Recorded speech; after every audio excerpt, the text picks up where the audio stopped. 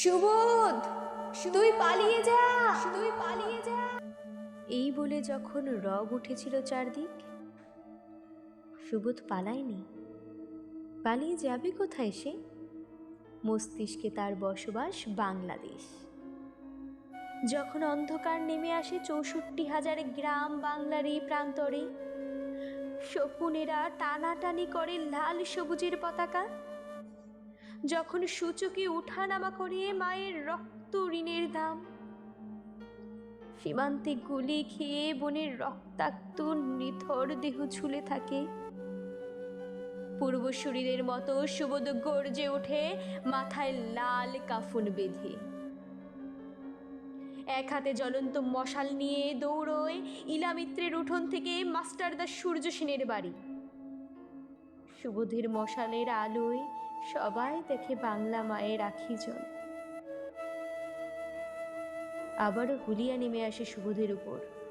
সবাই বলে ওঠে, সুবোধ, তুই পালিয়ে যা। পালিয়ে যায়নি সুবোধ।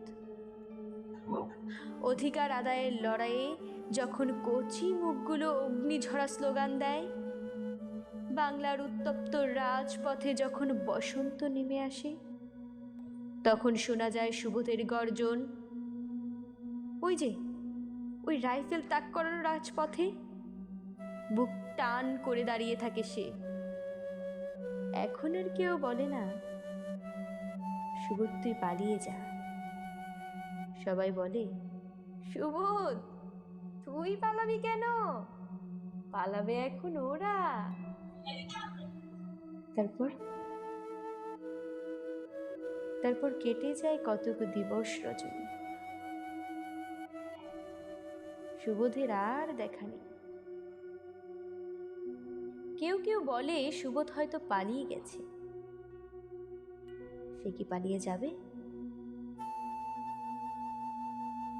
পালিয়ে যাবে কোথায় সে? মস্তিষ্কে তার বসবাস বাংলাদেশ।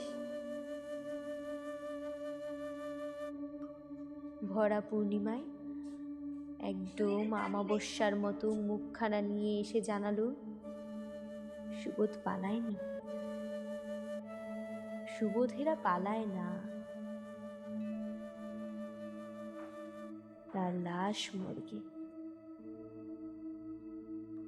এই সুবোধ, সুবোধ, তুই কোন মর্গে আছিস?